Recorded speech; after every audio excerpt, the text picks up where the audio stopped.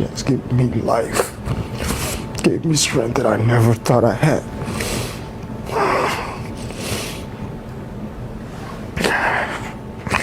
A newlywed husband is now a widower after Kevin Moore's wife, Nekaybaw Collier, was gunned down on North Powers Drive. Social media users immediately accused him as being the #1 suspect in the murder. Some even blamed him for allowing his wife to go out and pick up dinner alone. A suspect was just arrested for the killing, and a GoFundMe has been established to assist with funeral costs. The link is in the description.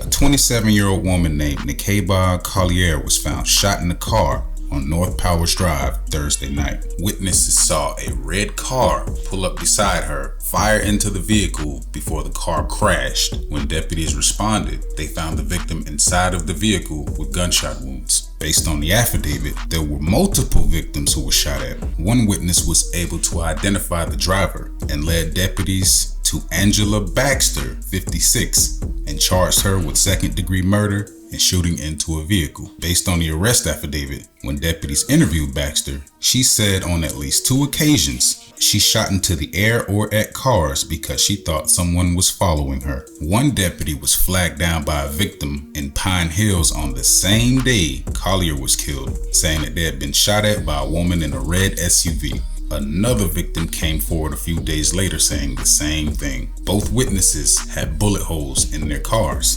They led police to a witness who said they saw someone named Angela shoot at least one of the victim's cars. Deputies executed a search warrant at Baxter's home, where they said they found multiple firearms, including the one they say an analysis showed shot the bullet that killed Collier. They concluded that she was a random, innocent victim. She was picking up food for her husband and daughters when she was shot less than a mile away from her home. She left behind 2 young daughters and had only just gotten married last year. Her auntie, Shamala McCoy, held a vigil on Thursday night and just wanted people to remember that a good person was lost to senseless violence, and wanted people to remember that she was smart and funny. Now, once the mugshot of Angela Baxter made its rounds on social media, people from Orlando quickly identified Baxter as the mother of singer Sammie. He hasn't come out and made any statements about the incident, and I don't know if he intends on helping the family with funeral arrangements, but he most likely knows what happened, and I'm sure that he can lend a hand bringing awareness to not only what this family has just gone through, but mental health awareness as well.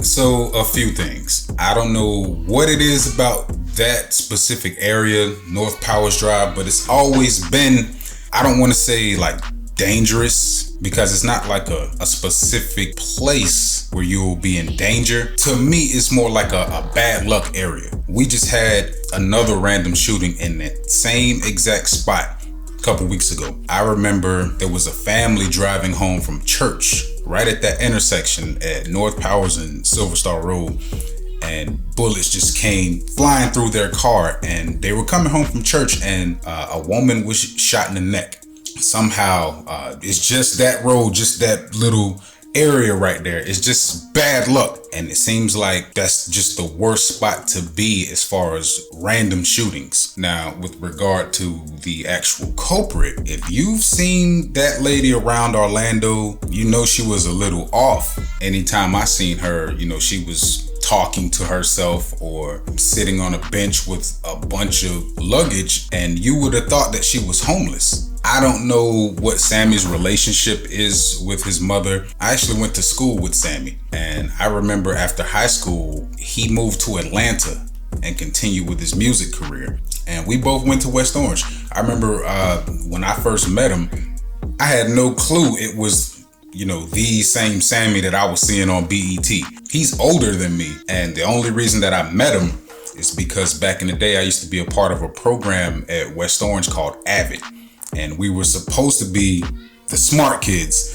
So we do our periods at the 9th grade center and we get on the bus and finish the rest of our courses at the main unit. I had my crew. It was me, Chris Johnson, that used to play for the Tennessee Titans, and a kid named George. We were 3 of the 4 black students that were in this program. It was mostly girls. And Chris and George, they were friends with Sammie. So during lunch, we're eating at the main unit, and I would be with Chris and George, and they'd be with Sammie and all of these other popular kids and everything. And the whole time I started hanging out with this dude, I had no clue, he was a famous singer. He was as regular as they come. And as I got to know him, he never revealed anything. And from what I could see, he was just a regular kid that came from a regular household. But given the fact that, this is his mom, it's only a matter of time before this makes it to the blogs, and he's going to be compelled to say something about this. If there's not, a lot of pressure on him to actually pay for the funeral, make a donation to the family, or meet with the family. Because when this story first broke, I was reading through the comment section from some of the blogs that were talking about this, and immediately everybody went straight to the husband. We've been watching these Law and Order and all of these true crime series and things that we see on Netflix, and it often looks like that. It was the same thing with the Casey Anthony case. Immediately you go to the first person you see that's grieving and you assume that they're faking. And I just thought that that was just so cruel, because what makes him the prime suspect? As she was dying, she called him. And not only did he listen to her taking her last breath, he listened as the police arrived, opened the car door, and pronounced her dead over the phone. And the internet detectives are accusing him of the crime. They're accusing him of some conspiracy. They're accusing him of some type of cover-up. And, that just broke my heart, because he just got married. And he has to raise all of those little girls alone. It's unfortunate, but I'm going to do my part, and I'm going to post this video with a link to the GoFundMe in the description. The people of Orlando donated. I think it's up to about 9,000 right now. I don't know what they're seeking. Let's do everything that we can, because you have to remember, this was a family, 2 working parents with their children, and whatever we can do for that man to where he doesn't have to work again. He doesn't have to worry about the strain of the second income being lost to something so random, something nobody could have foresaw. Let's do our part to make sure that his new unexpected journey as a single parent will be as easy as we can make it for him. So aside from that, to me, this looks like a combination of problems. 1, an issue with mental health. 2, an issue with homelessness. And 3, an issue with people with mental health issues having access to guns. So guess what, folks? This year I am on the ballot. I'm actually running for office for mayor of the city of Orlando. And I know it's refreshing to see somebody who actually cares about the city running for office, somebody who a lot of people know, somebody you might be familiar with. But before we start tackling these issues that face this city, before we have the ability to change anything, you have to get registered to vote. Under my leadership, there's going to be an opportunity for families, specifically young families, to prosper in this city and have a real opportunity at home ownership and financial freedom. Because right now, everybody's working to stay in debt. People are making it barely. We got about 6 or 7 different Skid Row establishments just popping up all over the city of Orlando. And our homeless people seem to be getting younger and younger and younger. We need somebody who cares, because think about it. The mayor that we have now has been the mayor since I was at the lunch table eating with Sammie. And I think me and Sammie are parents right now. Some of y'all have become grandparents in that time, from back then to now. So we got to get rid of these old politicians who manipulate their government positions to help all of their little lawyer buddies get rich, stay rich, and keep everything from you, the people, we the people. I'm running to change things. I'm running to put the money and the power back into the hands of the people, because for 20 years, it's been going to Buddy Dyer and his lawyer buddies.